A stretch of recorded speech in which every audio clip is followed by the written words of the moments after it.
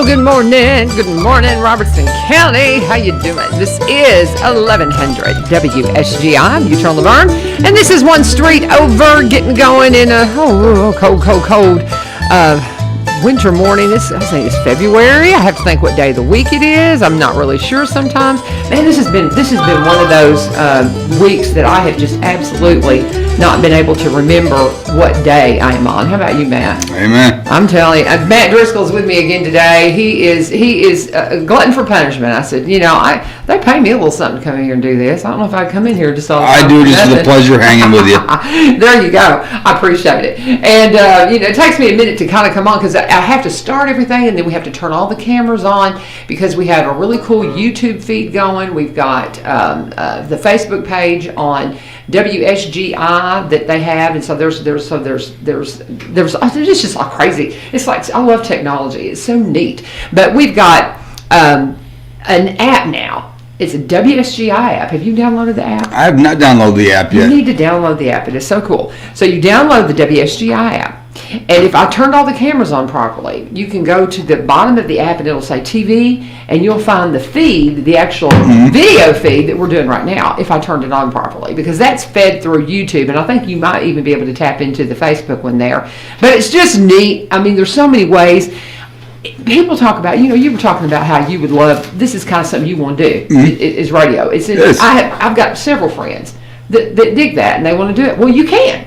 I mean, online, there's all kinds of ways you can do a radio show. Like for me, it's like Facebook. I think that's usually where I watch the show, and it's just amazing how we live in a world today where there's so many ways that you can get to media and get to things like this. Yeah.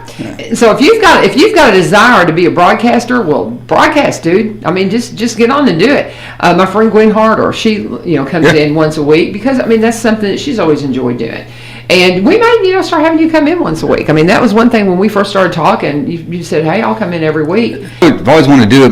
For me, I always thought I'd be doing sports talk radio.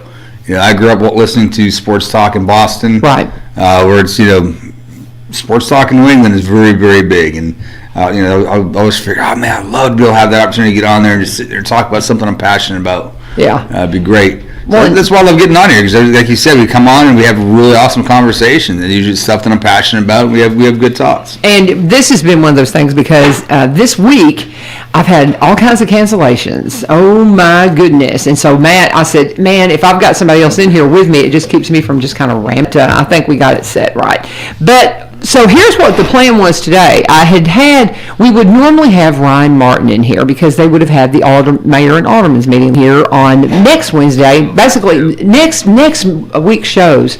We've been trying to reschedule a lot of the stuff from this week to next week, but next week we got Steve Jarrell on Monday, the famous Daddy on the Patio. He did a radio show here for I don't know how many years, and so he's going to come on. Fun stuff going on. It's going to be a fun week, and then we'll get all the folks that we needed to reschedule from this week the following week. So you're saying a staycation or vacation? Kind of staycation.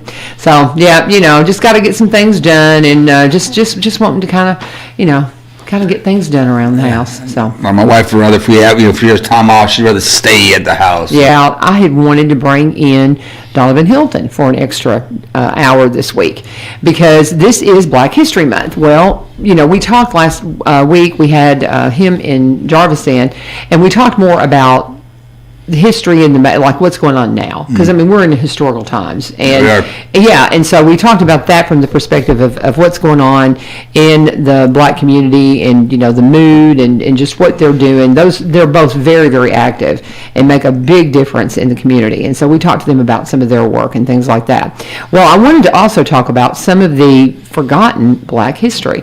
I think it's fascinating that I talked with, I guess it was Donovan and Jarvis that I talked with them about, because the people who they know from history, we all know Rosa Parks and Frederick Douglass and those famous names that they're always pushed forward. But there's so many others that are forgotten. And the one that I started with you when you sat down was, let me find it here. Okay, James Armstead Lafayette is one of my favorite characters to talk about.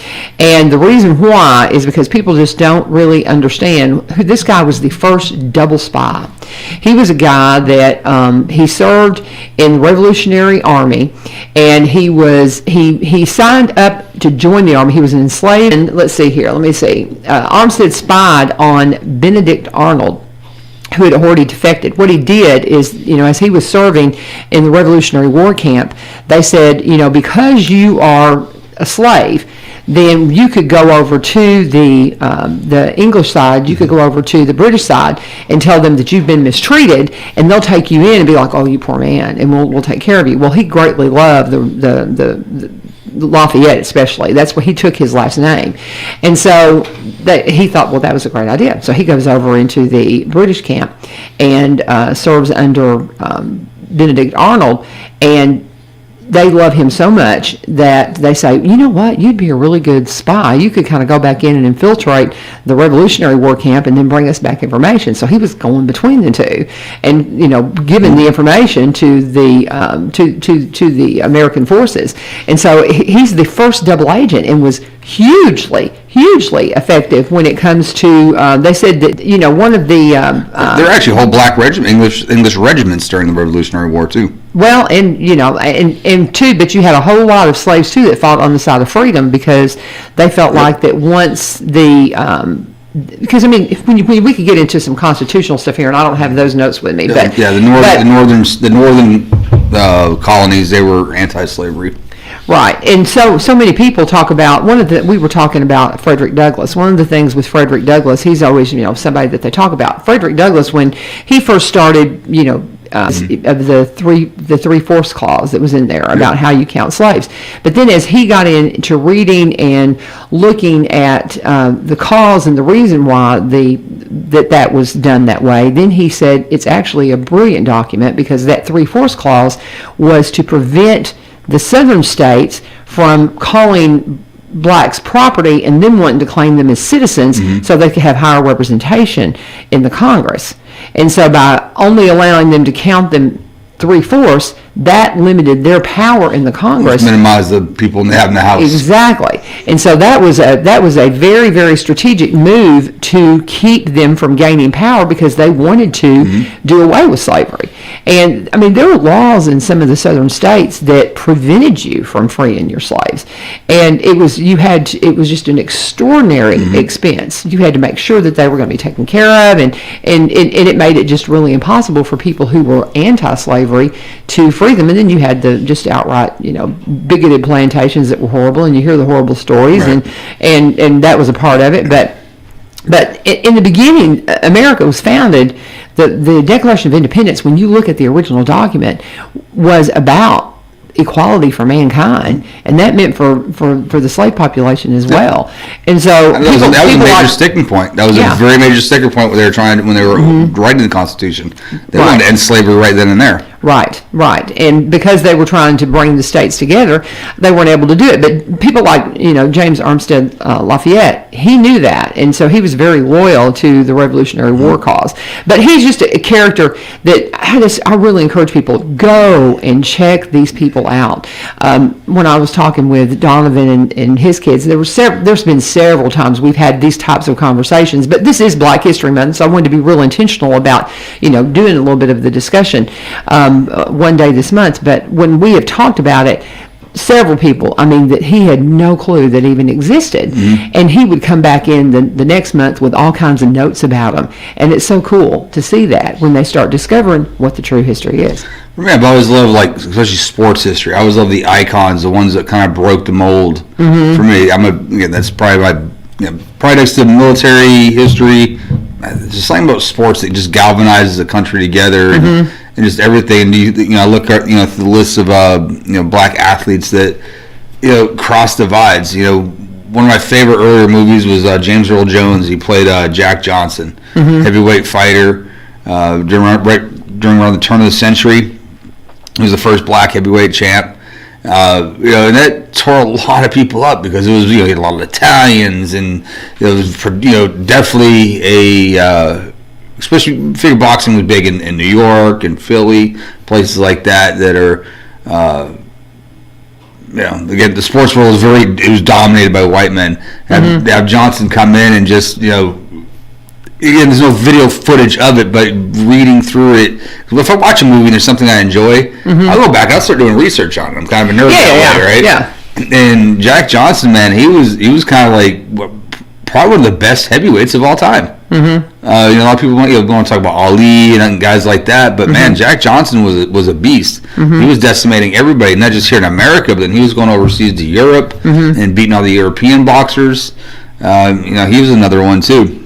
I love reading about the sports figures. For me, growing up in Boston, I know a lot of people during the segregation time, a lot of people say that Boston was very prejudiced, had a lot of struggles. But Boston Celtics were the first team to start at all five-man starting black squad. The first team, and that was amazing. They had that foresight to realize, hey, this is. It's not about color. It's all about just coming together and playing sports, and again, that galvanizing. That's why I love sports, because sports galvanizes an area. Well, it's very interesting, and I don't know where I heard this, but because a lot of people have been covering Black history, I think it's the Celtics. They were talking about how that when they first did that, and we're kind of all over the place. I was like Revolutionary War history, and now he's into the sports. But I want to get back into it too. Well, there we go. No, I'm going to make a point about that too here in just a little bit, but because I think it's very interesting. But I heard something about the Celtics, and I know nothing about sports, zero. But I did hear a story. They were talking about when they first did that, and what a change that was, and how inspiring it was. But then they would travel, and they would have to the white players could stay here, and the black players had to stay here. And the coach said, "We're no longer a team." And so he, and I don't know how long it took for them to fix that, but that's just insane. But, that was one thing I heard about that. Red Auerbach, he was the coach at the time of the Celtics, and, Red just didn't care. He was about, look, he didn't look at a player's color. He just said, okay, I'll look at a player's talent, and there was a mix, and there was Hall of Famers in both races, black and white on those early teams.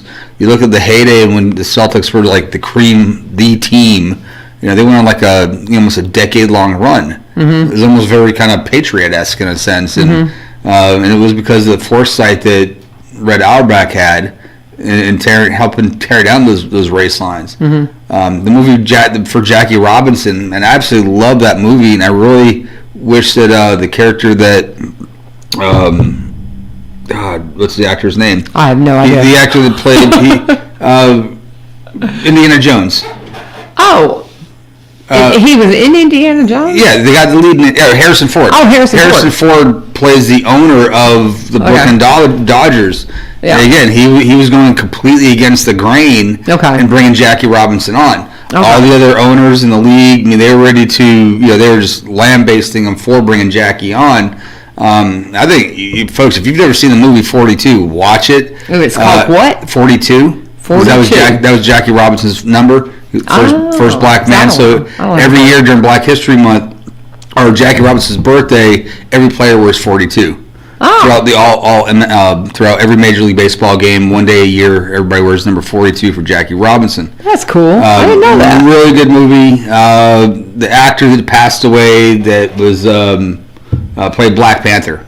He's the one that played Jackie Robinson in the movie. Wow. He did an amazing job in the movie portraying Jackie. But I think Harrison Ford, man, I was kind of disappointed that he didn't get like a supporting cast nominee, because the role he played in that movie was just amazing. I think that we look at these tides, we look at the folks, the people, we gotta look at both sides too, because there were a lot of folks, the black folks and white folks were coming together to make this change happen. Right. I think that's the aspect. You look at the world today right now with all the division.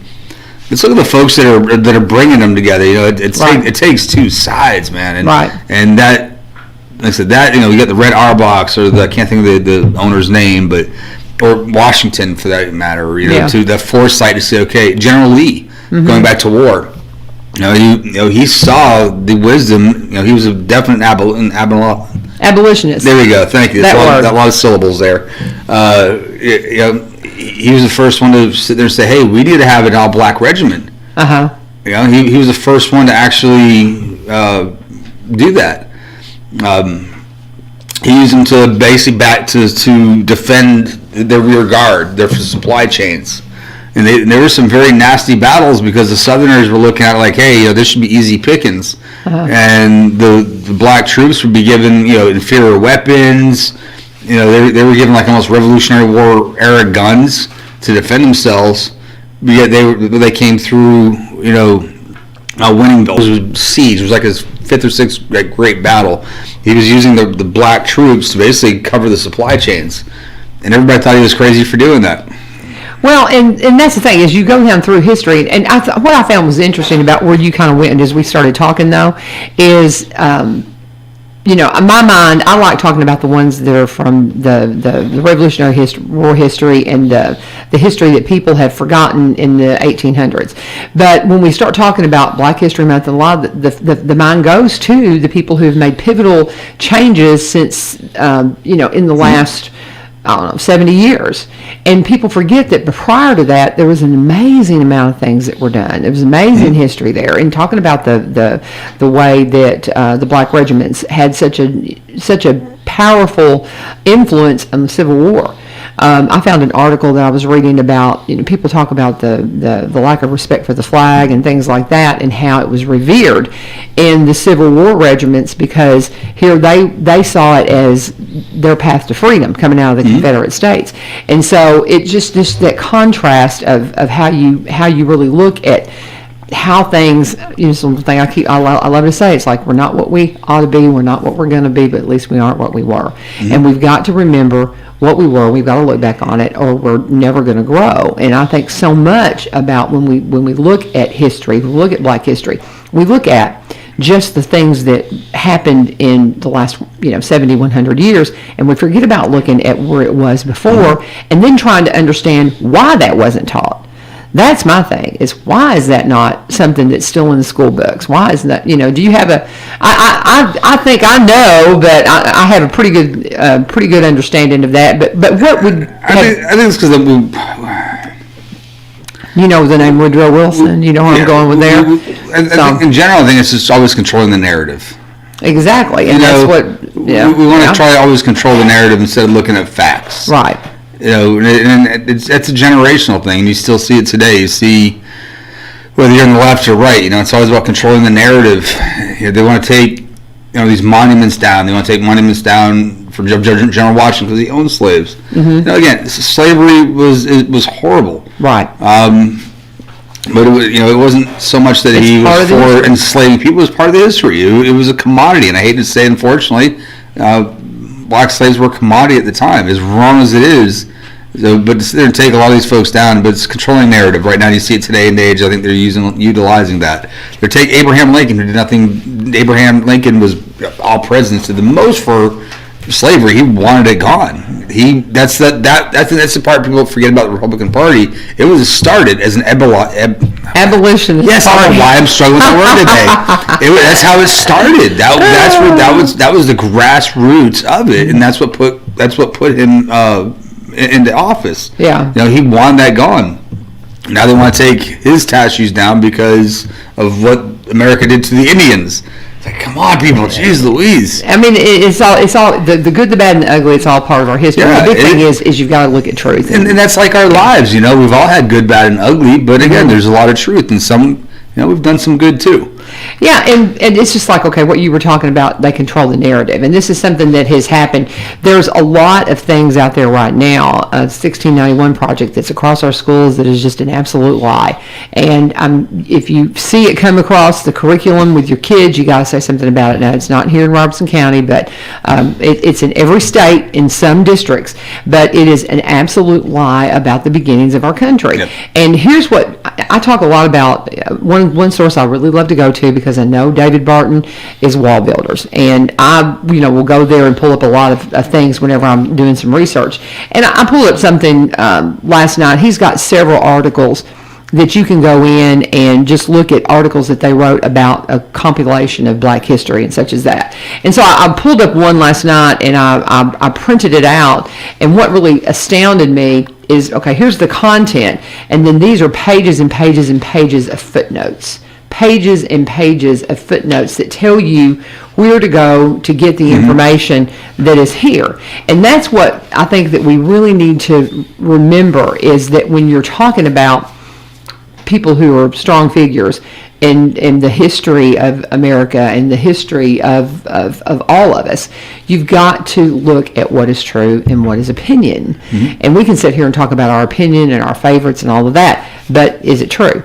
You know, because a lot of times when you start, maybe you'll read an article and you're like, okay, I remember this and that about it, but you might get it a little bit wrong. You're just trying to recall it off the top of your head. You get a little biased opinion too from the author too. Absolutely, I'm a conservative. I'm a Christian conservative. I you know, first and foremost is I love how y'all start the CR meetings. I'm a believer in Jesus Christ. You know, and that shades everything I do, and I can't step away from that. So, you know, I qualify it with that, but when I'm talking about things that are factual, I want to have my facts straight, you know, and I'll say, okay, I don't remember the exacts on this, but this is... All right, now I wanted something Celtic. So I go to the library, I go pull out a Celtic book for some Celtic artwork, and I'm looking everywhere for the card things. Card catalog. The Dewey Decimal System. There you go. The Dewey Decimal System. I'm looking everywhere. It had been years. And I'm like, ma'am, where's your card catalog? Son, we haven't used that in years. We have these things called computers now. But I mean, that's the thing about talking about things that we just forget. You know, where things like just something simple as grabbing that Dewey Decimal card to find a book. You know, it just, you know, and it kind of goes in with the history part. You know, where we have a tendency of we want easy. So we want an easy answer. We want that Google blog of somebody that's giving just a brief opinion, and that's what we're going to read. How often are you really willing to sit down and read a 20-page article? Right. Yeah. Where somebody like this is doing an amazing, you know, they're doing fact checks. It's incredible. They're doing fact checks. Instead, we want this simple, easy. There's just something about going to the cards and like, oh, here's this card. You know, you pull the card, you go to the owl, and even how to read, where to find the book in the library. You know, we've made life too simplistic for simplicity's sake. You know, and this is an example right here. So the story kind of ties in to get together, I guess. But you know, just something that as simple as understand. Okay, where's a card catalog to? Okay, am I reading like a 2-paragraph blog that's more of an opinion piece than a fact?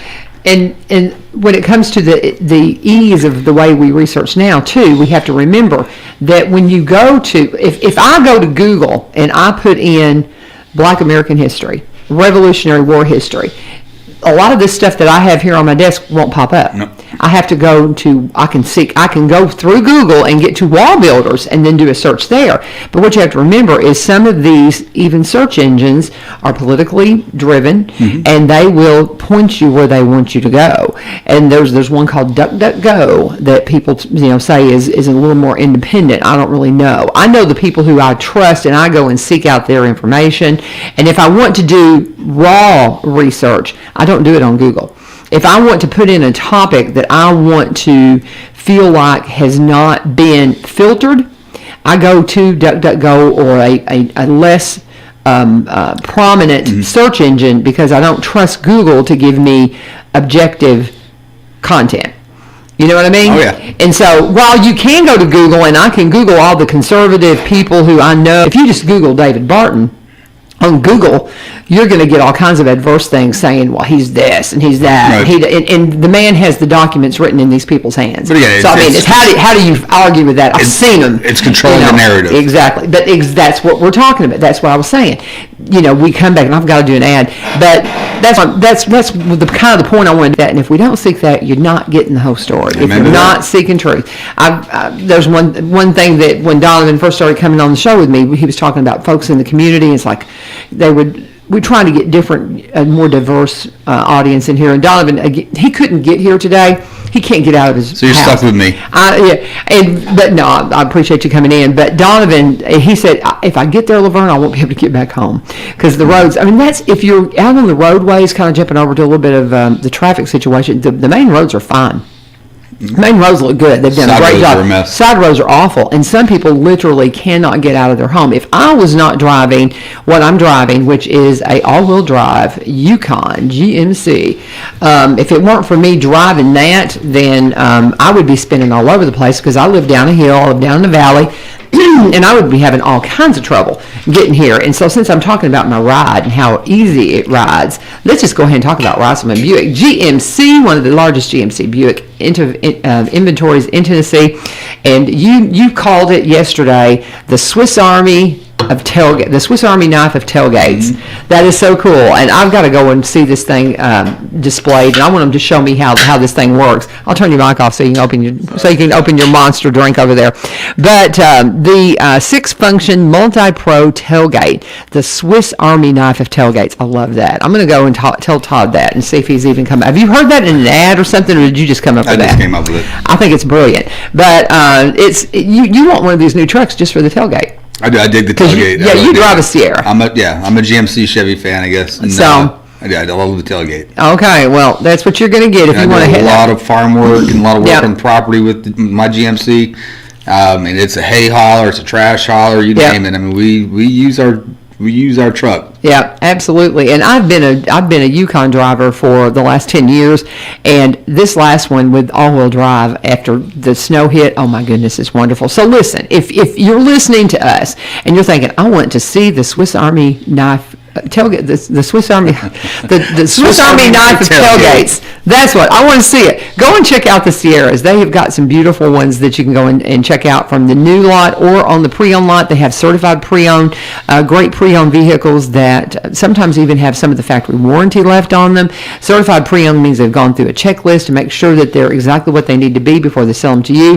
They got a great service department with even Saturday hours. They're open until the service department's open until noon on Saturday. Leasing and financing options. You can even get online and fill out your application ahead of time, so that way you get in there and you just kind of save some time. But you can go to RicelandBuickGMC.com to do that. Now, as far as the new stuff, one of the things that we've talked a lot about are the 2020 Buick Envisions. Great rebate right now, $6,750 cash allowance. Best deals in Tennessee right now on the 2020 Envision. All kinds of great trade-ins coming in all the time. Low mile, one owner vehicles that you're going to want to see on their pre-owned lot.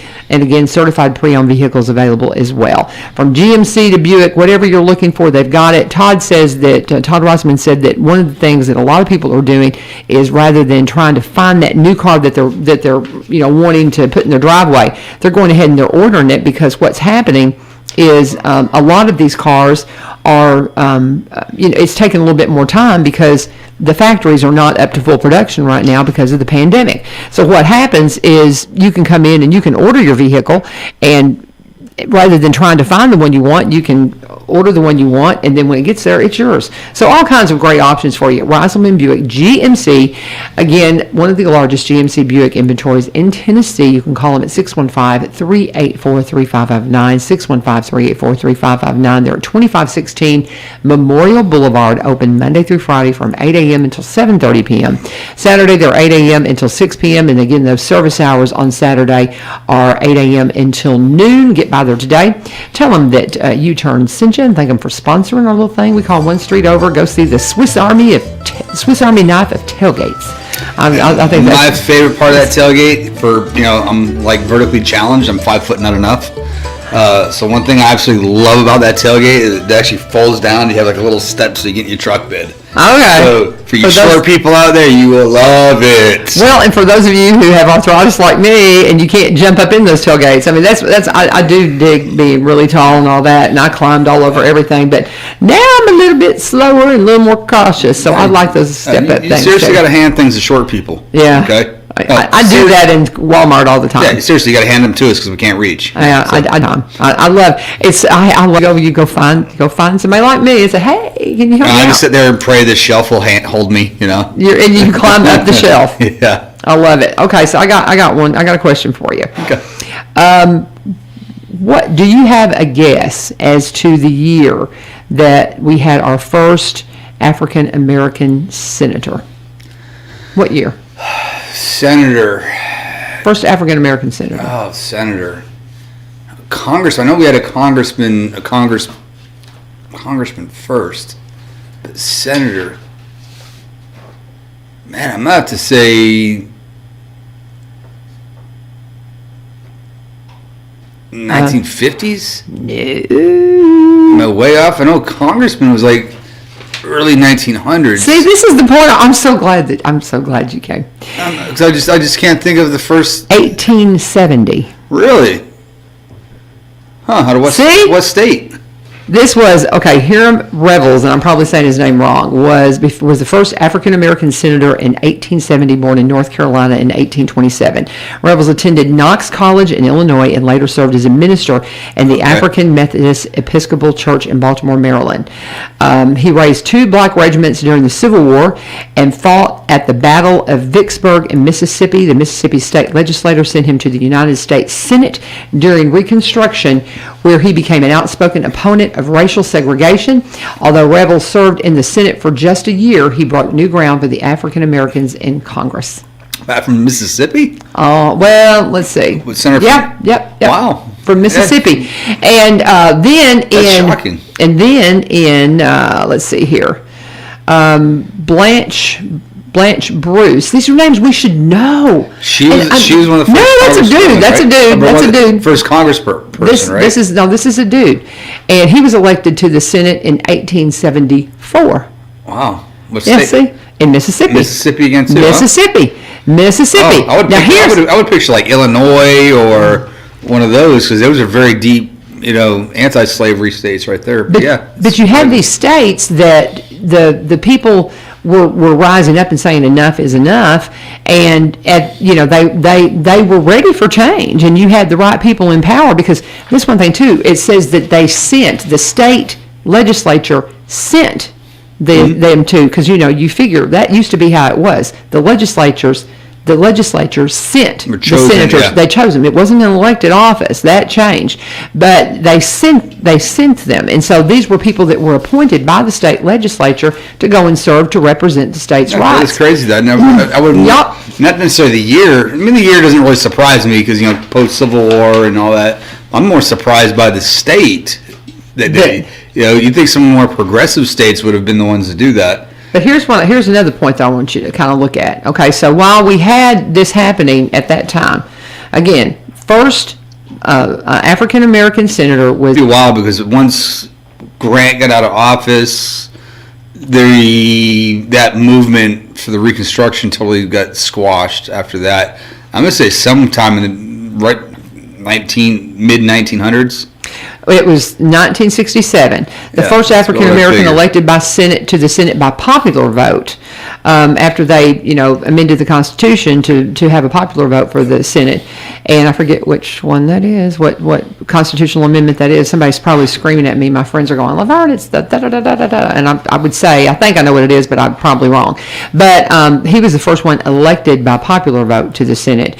And he served, served 2 terms in Washington, D.C. I'm trying to see. He went to Boston University. What state did he serve as? Let's see here. Graduated from Howard University, served in the United States Army during World War II, received his doctor's degree from Boston University, and during his Senate career was champion for the causes of low-income housing. It doesn't say what state he served in. Okay, I guess it's Maryland. But anyway, nonetheless, there was the point I wanted to make. Nearly 100 years difference. Is the gap. And it comes back, and I keep going back to this. I mentioned Woodrow Wilson, and my maiden name is Wilson, so I'm proud of my heritage. But man, oh man, I wish that old Woodrow Wilson wasn't around, because that dude was a horrible, horrible man and horrible bigot. He premiered. There was a movie called The Birth of a Nation. Look this up, and Google it. Go find out about Woodrow Wilson and Birth of a Nation. He premiered that movie in the White House.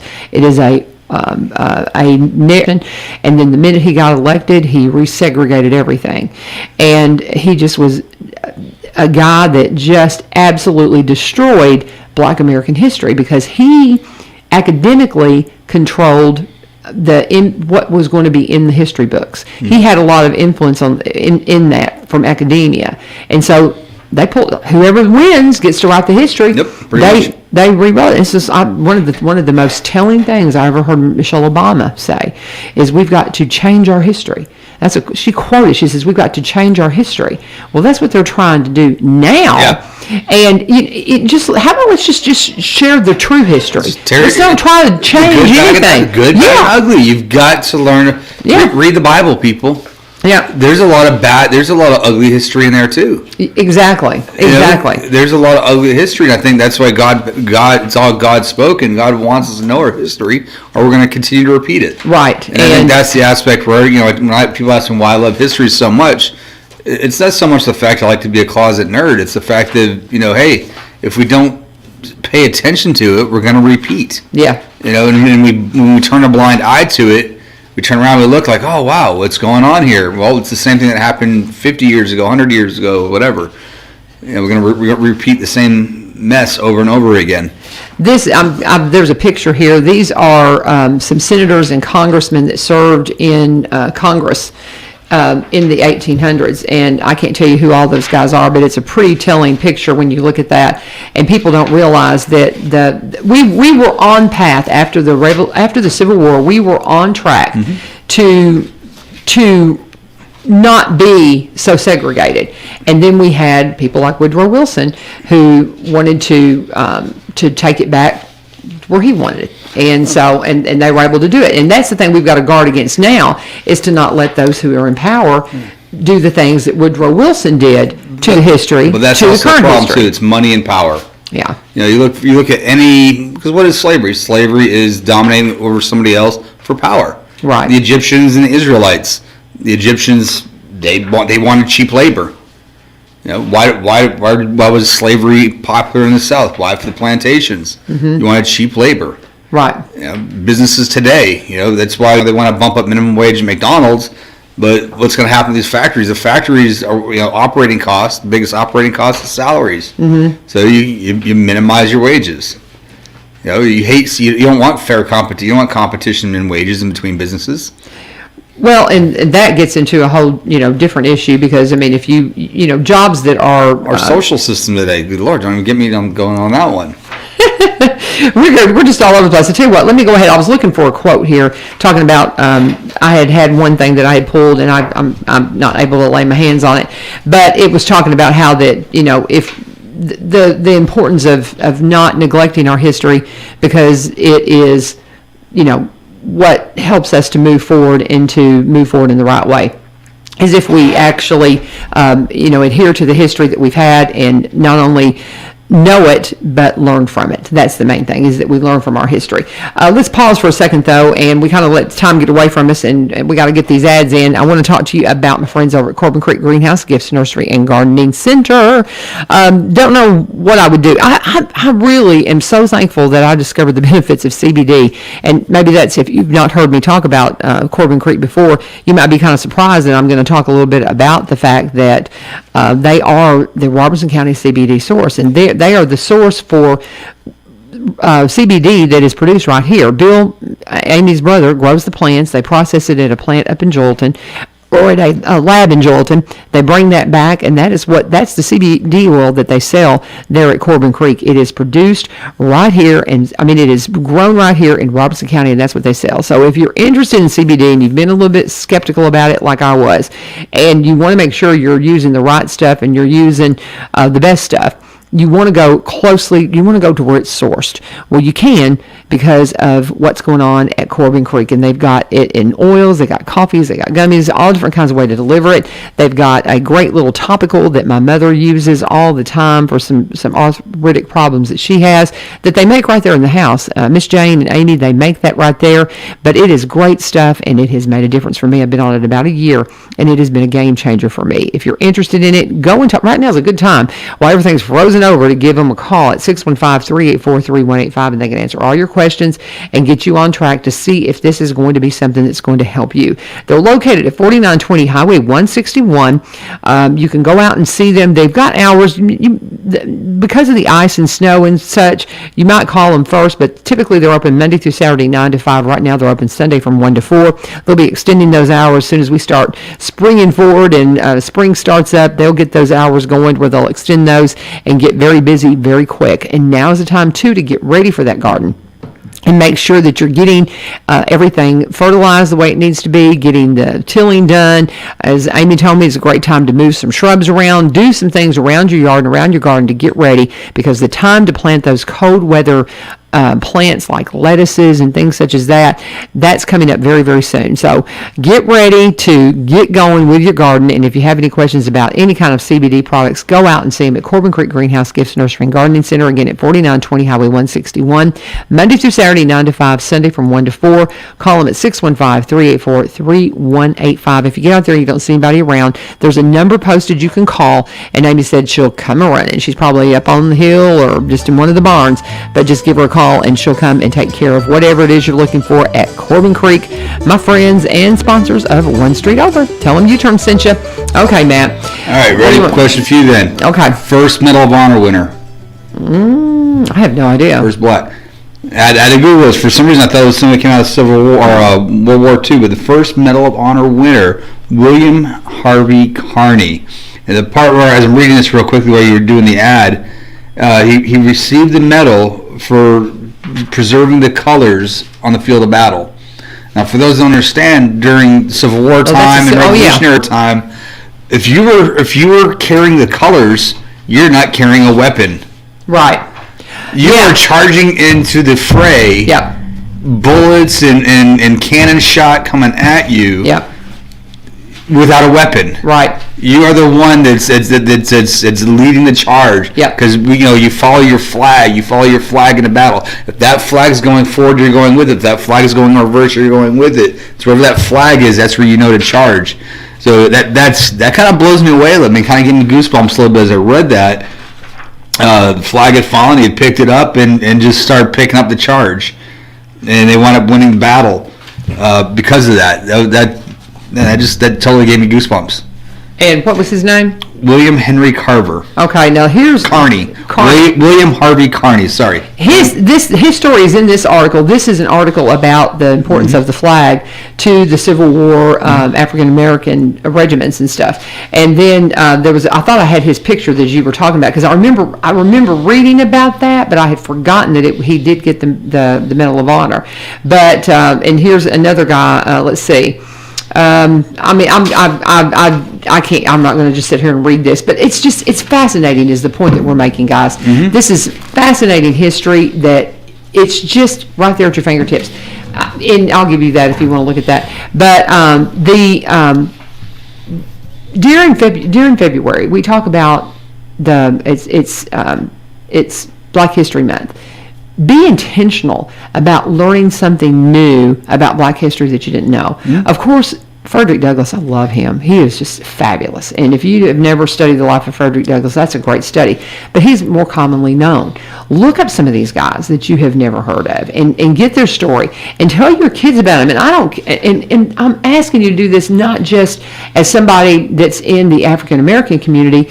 Do this with all kids, so they understand the diverse background that we had. Look up the story of James Armstead Lafayette and read about that and study that and tell, he was such an integral part of the reason why we have a country.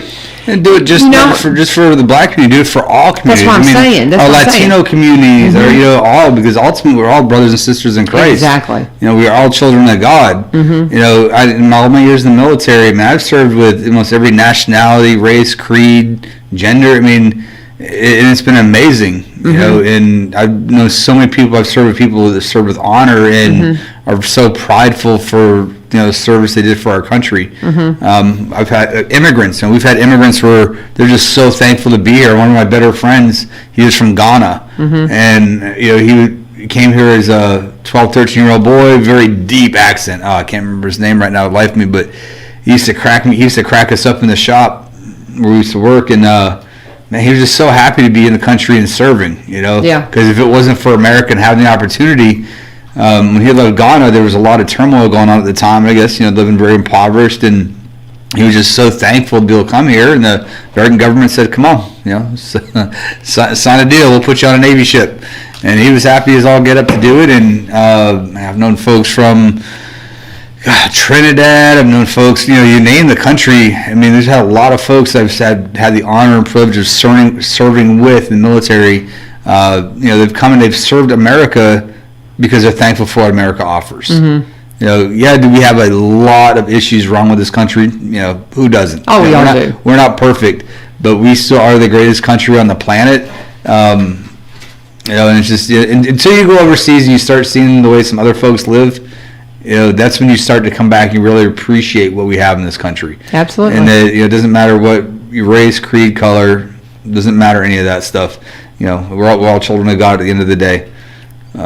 I love that you mentioned the immigrants and stuff. I've got a lot of friends from Egypt because I taught English second language for several years, and just got really close with some new arrivals, and just have watched several of them go through, and now they're citizens and just love their journey. I've got a friend that's becoming a citizen today.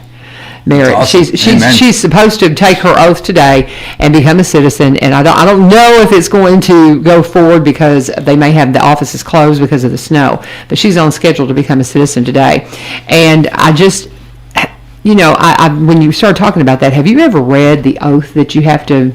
Yeah. Have you ever read that thing? Yes, I've helped a couple of people get their citizenship. Yeah. And man, I'll tell you right now, I think there are Americans that can't pass that test. Well, not just the test. I'm talking about the oath. Yeah. When you're sworn in, yes, you are literally swearing. Well, listen to this. I've got it. I pulled it up because when you mentioned that, I got to thinking about Merritt and her getting sworn in today as a citizen. But it says, this is the oath that you take when you swear in to be a citizen of the United States. I hereby declare on oath that I absolutely and entirely renounce and abjure. I'm going to hit some words I can't pronounce. Abjure all allegiance and fidelity to any foreign prince, potentate, state, or sovereignty of whom or which I have heretofore been, and I'm going to have my readers, heretofore been a subject. I'll let you do it. Okay. I'm going to hand that to you. You read it.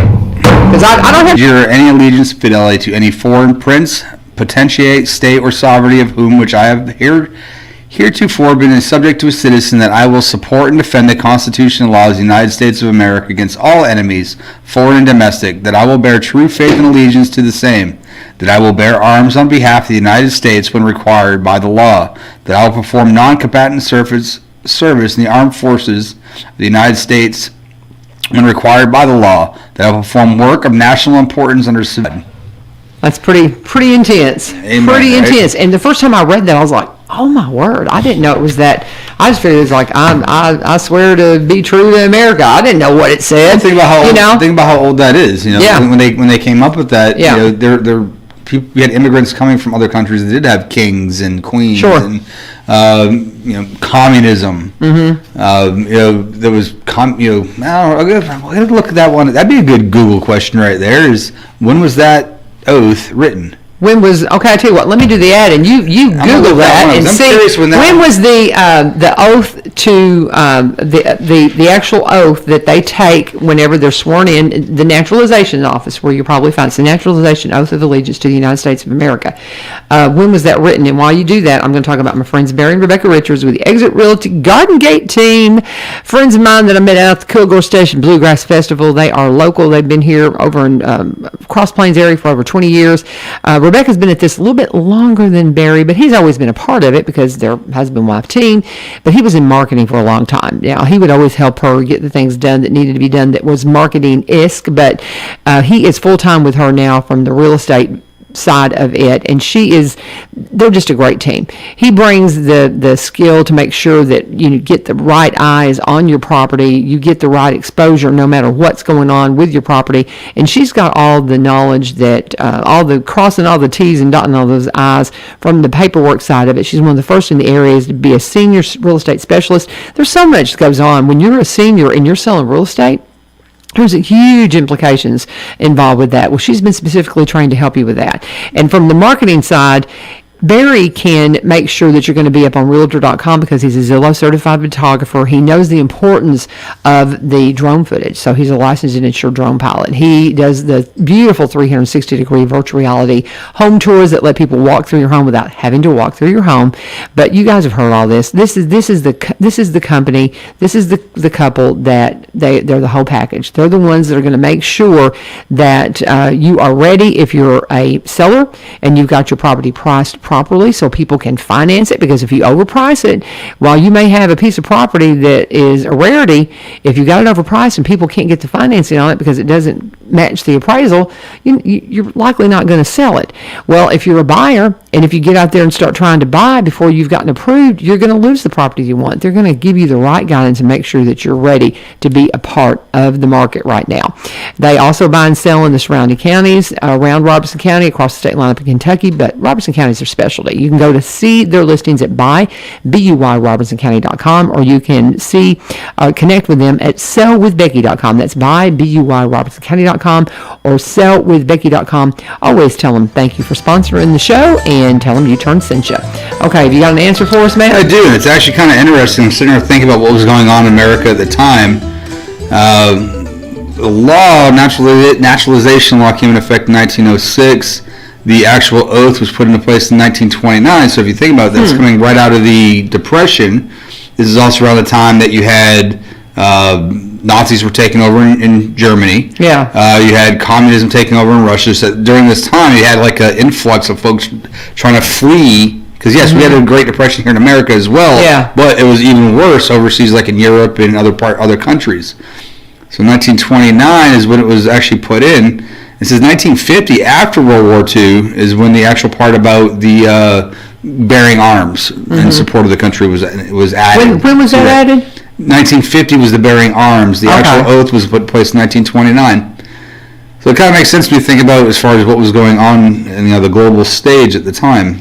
Yeah, it does. It does. And I mean, I had no idea how why the verbiage is why the reasoning for the verbiage. Okay, well that's very interesting because I mean it's a pretty intense thing, and I just said pray for my friend today as she takes the oath of citizenship, and I was planning on trying to go and be a part of that, but I don't think because of the pandemic they're letting friends from Peru that just were recently sworn in as citizens too, and their family couldn't go in and watch. I mean it's there are a lot of restrictions on all that, but it's just so cool. It's just so cool. And with all that said, this whole week is going to be kind of odd because we've got a lot of folks that can't do the show with us because of the ice.